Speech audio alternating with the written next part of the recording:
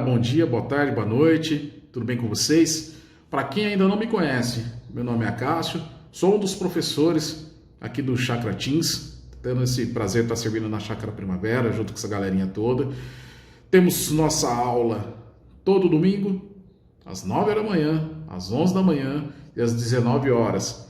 Se de repente você não é da região, né, ou melhor, você é da região de Campinas, você está mais do que convidado de aparecer aqui, fazer uma visita, compartilhar um pouco da palavra conosco, tá bom? E se de repente você já está aí com a igreja, mas está meio aí, né? Vai uma vez, vai outra, cara, vem logo, não fica perdendo tempo não. Vem assistir uma aula, vem ficar com a gente, vai ter essa comunhão com a gente, tá bom? Isso sempre vai ser muito bom, vai ser muito legal para todos nós. Mas vamos lá, queria falar com vocês hoje, imagina só uma situação. Aquela velha história do menino que é dono da bola. O que acontece isso se de repente você não sabe? No futebol tem aquele cara que ele é muito ruim, mas ele tem a bola mais da hora para jogar o futebol na rua, jogar o futebol no campo, jogar um society e tal. Então a galera chama ele para jogar a bola não pelo que ele é, mas pelo que ele tem. Porque ele é ruim de bola, ninguém quer ficar com ele, mas ele tem a bola. Você acha que isso daí é uma amizade verdadeira? Ou de repente ele está se aproveitando porque o menino ele tem a bola e todo mundo chama ele para jogar porque simplesmente, né? Ou se chamaram ele porque ele é o craque? Craque ele não é, ele é ruim. Isso é uma situação hipotética, mostrando muitas vezes essa questão de amizade, tá? Ou seja, se de fato, se você está sendo falso, aproveitador ou verdadeiro, né? Assim como todo e qualquer relacionamento que nós temos, uma das maiores diferenças entre uma fé falsa e uma fé verdadeira é justamente essa questão da consistência. O amigo verdadeiro, você tem um relacionamento com ele, não importa se você é bom de bola, se você é ruim de bola, se você joga basquete, se você vai bem na escola ou não, se o seu time ganha ou não. Amigo verdadeiro é e pronto. E essa amizade verdadeira, ela é baseada no quê? Relacionamento, tá?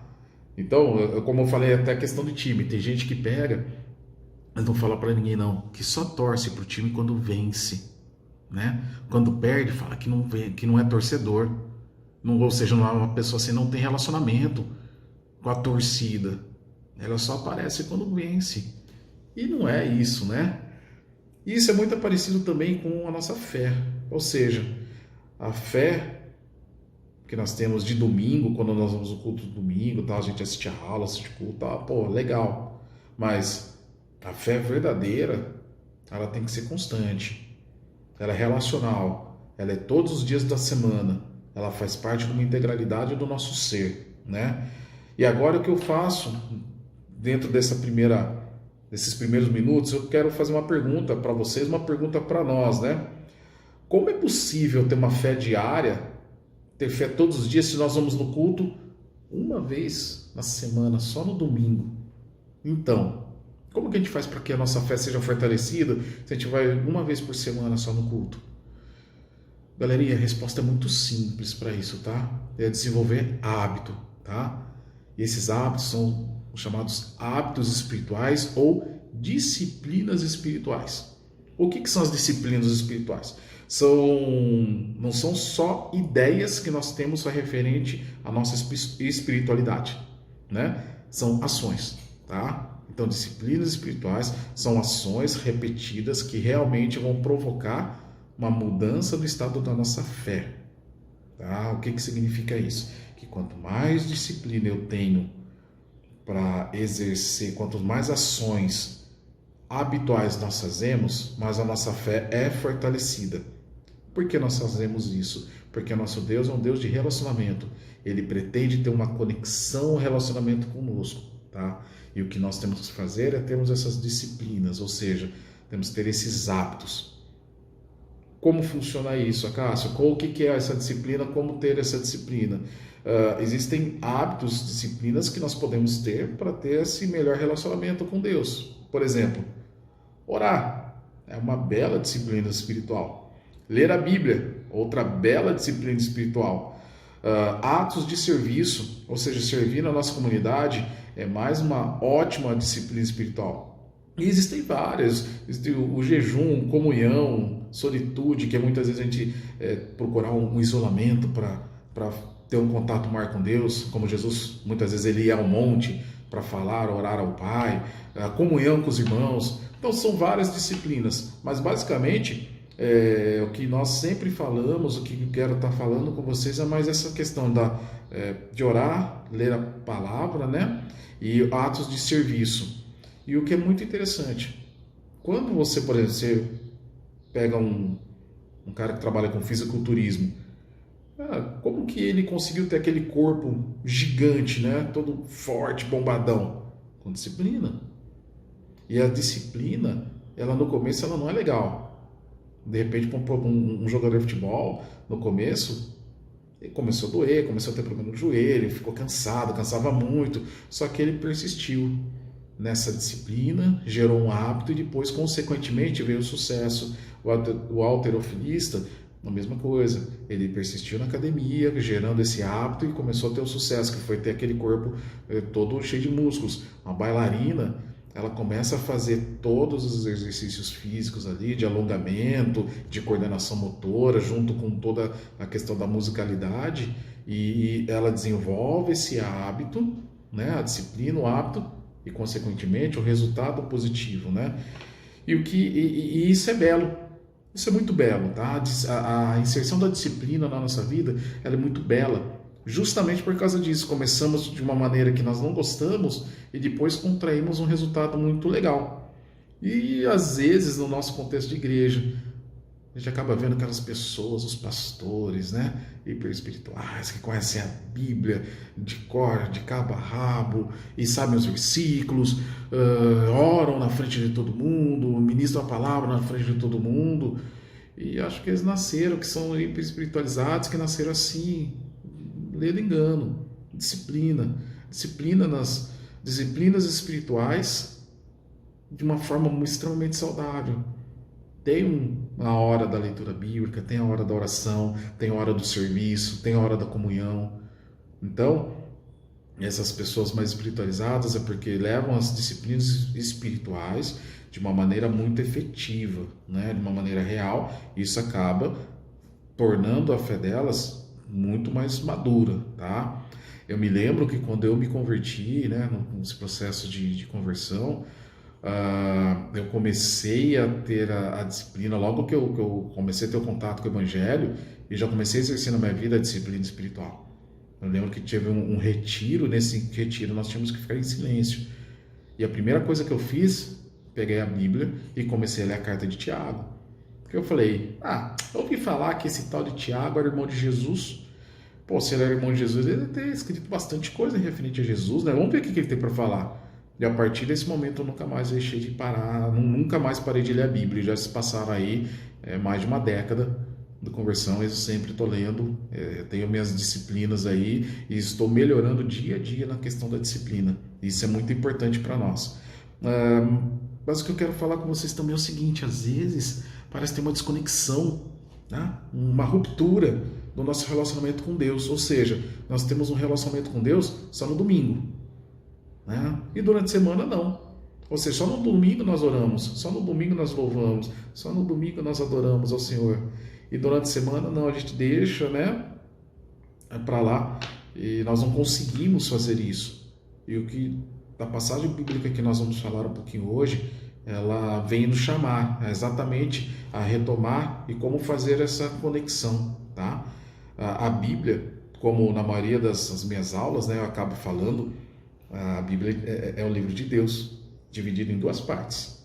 O Antigo Testamento, que é antes do nascimento de Jesus, e o Novo Testamento, que é depois do nascimento de Jesus até Apocalipse, onde vai ser a consumação dos séculos, né? É o fim para aqueles que não creem no Senhor. E é um novo começo para nós que cremos, né? E dentro do Novo Testamento, eu vou estar compartilhando agora com vocês aqui uma passagem do livro de Hebreus, tá? O livro de Hebreus, não sabemos quem escreveu o livro de Hebreus, a academia ainda não sabe quem escreveu. Tem vários, né, pessoas que acham que escreveu, uns acham que foi Paulo, outros acham que foi Apolo, temos várias evidências, mas o importante é que nós sabemos que é um livro inspirado pelo Espírito de Deus, para os hebreus, né? Os hebreus, ou seja, os judeus. Naquele momento, eles estavam num momento de começo de perseguição. Então, o autor de Hebreus foi levado a escrever para gerar esperança para eles, né? Para que eles não apostassem da fé, ou seja, para que eles não deixassem a fé e que eles amadurecessem a fé que já tinham. Porque eram judeus que não estavam mais ali em Jerusalém.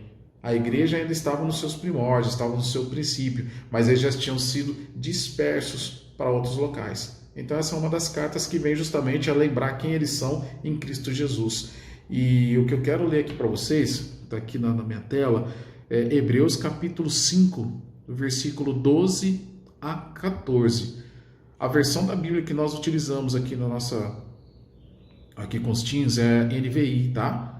Nova versão internacional. Se você tiver aí, pode estar acompanhando no seu celular, pode estar acompanhando a Bíblia escrita. E quando vier aqui para assistir nossa aula, por favor, traga a Bíblia de papel, beleza? Que fica muito melhor. Mas vamos lá. Em Hebreus capítulo 5, versículo 12 a 14, a palavra nos diz o seguinte: de fato, embora a esta altura já devessem ser mestres, vocês precisam de alguém que lhes ensine novamente os princípios elementares da palavra de Deus. Estão precisando de leite e não de alimento sólido. Quem se alimenta de leite ainda é criança e não tem experiência no ensino da justiça.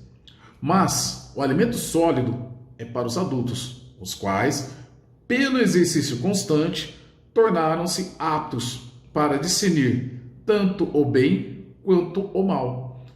Hebreus capítulo 5, versículos de 12 a 14. Essa passagem, ela não se trata apenas de informação. Isso que eu quero deixar bem claro para vocês.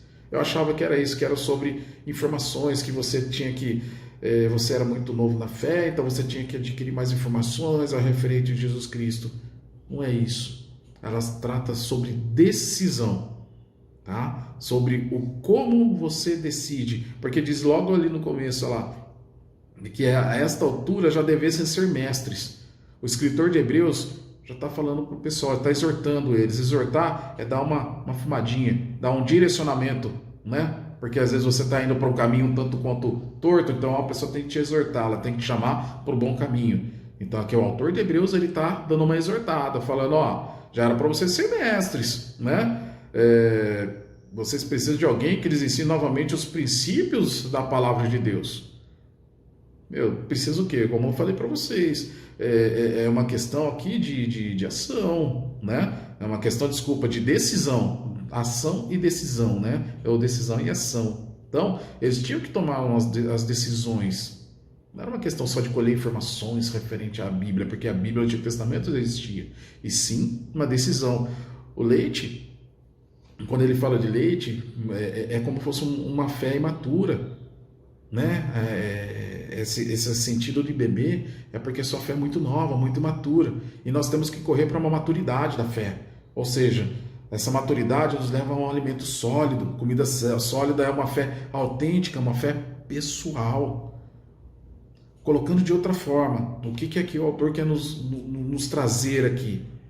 Que ou nós temos aqui uma fé muito infantil, uma fé de segunda mão, ou seja, nós temos a nossa fé baseada apenas no domingo, no qual nós vemos aqui na igreja, vemos aqui na escola, no nosso espaço team, e temos o que os professores falam.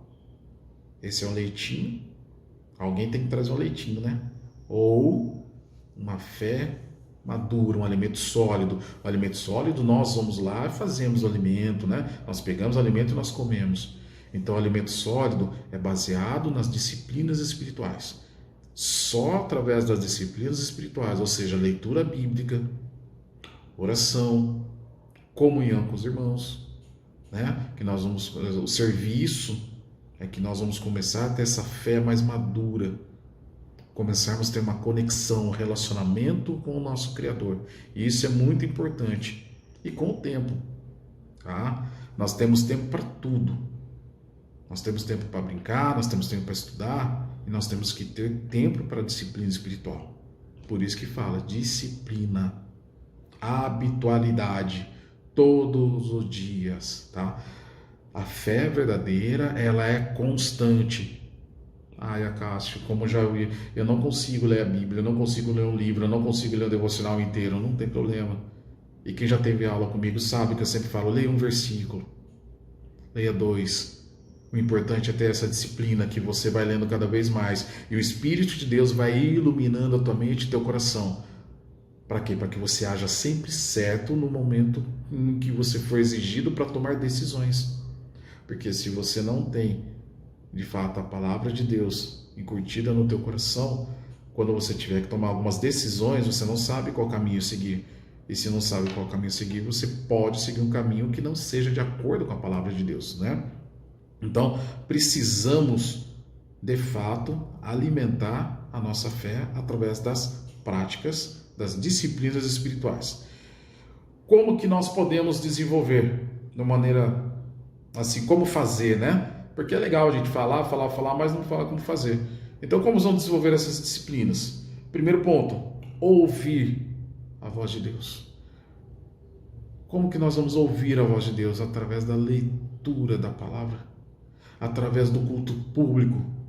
É assim que nós vamos ouvir e ouvir a palavra de Deus. Orar a Deus. Orar a Deus é rasgar o coração diante de Deus. É falar com Deus. Bater um papo com Deus. Chegar a falar com toda reverência, com todo respeito. Falar, Senhor, eu não aguento mais essa situação. Senhor, eu não aguento mais o pessoal zoando comigo na escola. Senhor, eu não aguento mais ficar sem amigos na escola. Senhor, eu não aguento mais isso, aquilo. Agradecer também. Orar é falar com Deus. Sempre, sempre, a todo momento, a todo dia, a toda hora, né? Viver para Deus, fazendo a sua boa, agradável e perfeita vontade. Como nós podemos viver para Deus? Sendo bondosos, sendo pacientes, sendo mais amigos, não sendo interesseiro, evitando a mentira, evitando o escárnio, evitando o bullying. Tantas formas que nós podemos viver para Deus, como o Senhor Jesus viveu. Essas são as melhores formas que nós temos para estar praticando e exercitando nossas disciplinas para ir aumentando e deixando a nossa fé mais coesa, mais relacional, mais próxima de Cristo Jesus. E uma das disciplinas espirituais também é a comunhão. E essa comunhão nós vamos atingir através dos nossos grupos pequenos. Os nossos grupos pequenos, eles são tão importantes, galera, porque não é aquele momento em que você só está ali batendo papo, mas é o momento que você está abrindo seu coração para irmãos que podem te ajudar, que professam a mesma fé, que têm o mesmo Senhor, que é o Senhor Jesus. É o momento que a gente vai ali também para levar não só os nossos pedidos, mas também nossos agradecimentos. E é assim que nós começamos a crescer na fé. É nós ajudando, nós falando, nós escutando e nós trabalhando, prestando serviço à casa de Deus através dos grupos pequenos. Então a minha oração é para que de fato possamos deixar essa fé infantil, essa fé de segunda mão, essa fé pequena de lado, esse leitinho, e possamos buscar o alimento sólido em Cristo Jesus através da prática diária das disciplinas espirituais. Que Deus nos abençoe.